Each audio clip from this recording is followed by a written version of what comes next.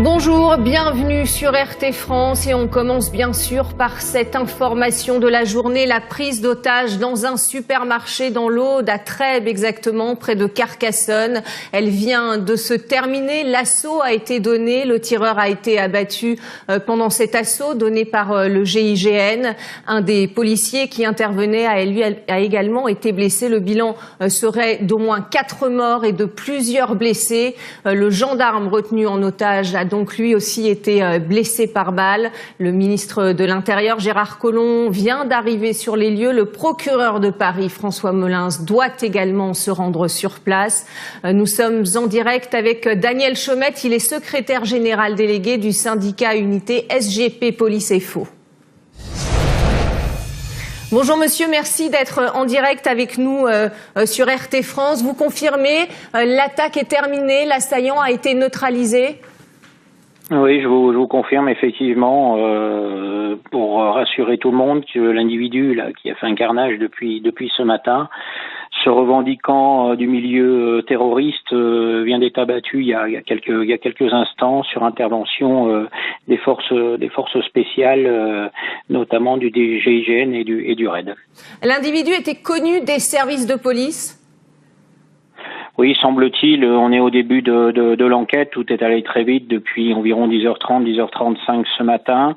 Les informations doivent être recoupées, néanmoins il semblerait qu'effectivement l'individu soit connu d'une part pour des faits de délinquance, j'allais dire malheureusement classiques, des affaires de vol ou de stupéfiants, mais aussi il se pourrait qu'il ait été fiché S, radicalisation, tout ceci demande à être confirmé.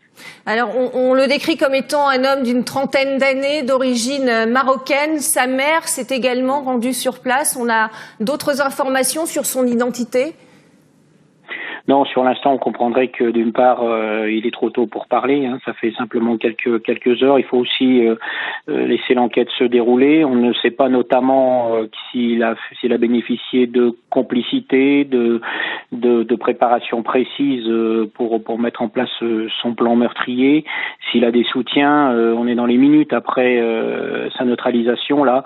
On comprenait bien que il y a des informations que les services d'enquête et notamment le parquet antiterroriste et la SDAT qui s'est rendu, la sous-direction antiterroriste et les fonctionnaires qui se sont rendus sur place doivent faire converger l'ensemble des informations. Et ce qui est important, évidemment, c'est qu'il n'y ait pas de résurgence à cette affaire. Alors, vers 11h ce matin, vers 10h même, un homme a tiré sur des CRS qui rentraient d'un footing. L'un d'eux a d'ailleurs été blessé. Ensuite, vers 11h15, l'homme pénètre dans ce supermarché de Trèbes. Est-ce qu'on peut faire un lien entre ces deux attaques ? Oui, bien sûr, bien évidemment. Alors là, la première chose qui est à dire, c'est qu'effectivement, une nouvelle fois, des personnels en uniforme, des serviteurs de la République, que ce soit des policiers, et c'est le cas là, nos collègues CRS, que ce soit des gendarmes ou des effectifs militaires de l'opération Sentinelle, sont une nouvelle fois pris pour cible par les terroristes. Ça devient purement insupportable. Les forces de l'ordre payent un lourd tribut dans le combat au quotidien contre le terrorisme. Là, ce sont nos collègues, cette fois-ci, ils étaient en civil. Donc, il y a eu forcément un repérage de la part de l'individu qui savait qu'il y avait régulièrement des policiers qui sortaient du casernement CRS, de la CRS 57 précisément, et puis qui procédaient à leur footing quotidien. Alors, en l'occurrence, ce sont des fonctionnaires de la CRS 53 de Marseille. Ils étaient 4, ils rentraient du footing et juste avant qu'ils pénètrent dans le casernement, eh bien, une voiture qui les suivait s'est arrêtée, l'individu est sorti, a fait usage de son arme à 5 reprises. C'est là qu'il a touché très très gravement l'un de nos collègues qui a des côtes cassées, le poumon perforé juste dessous le cœur.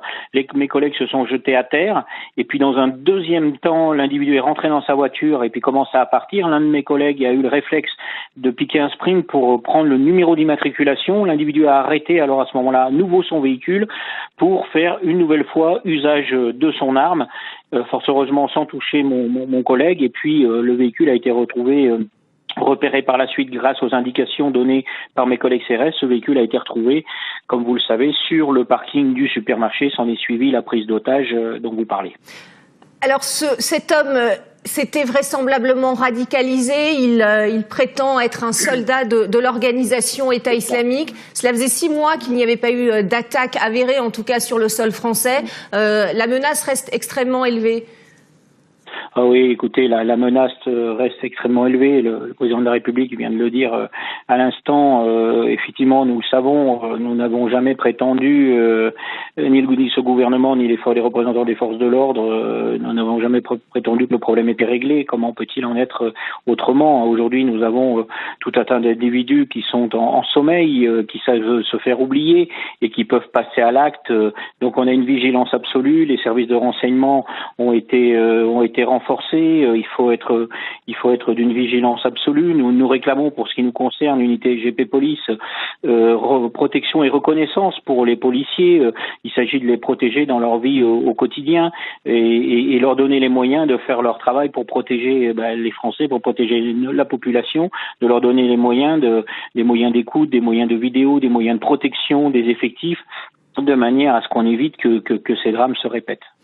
Merci beaucoup, Monsieur Chaumette, pour toutes ces précisions sur notre antenne d'RT France.